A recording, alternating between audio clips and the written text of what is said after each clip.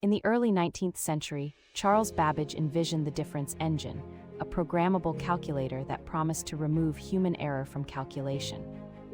Though never fully built in his lifetime, its design seeded the idea that machines could think through simple programs, reshaping engineering and education.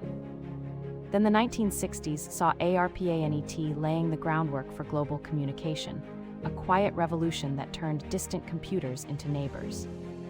The 1971 microprocessor, the Intel 4004, compressed an entire computing core onto a single chip, powering a portable and affordable future. By 2006, cloud computing transformed software from a product to a service, unleashing scalable, collaborative innovation worldwide.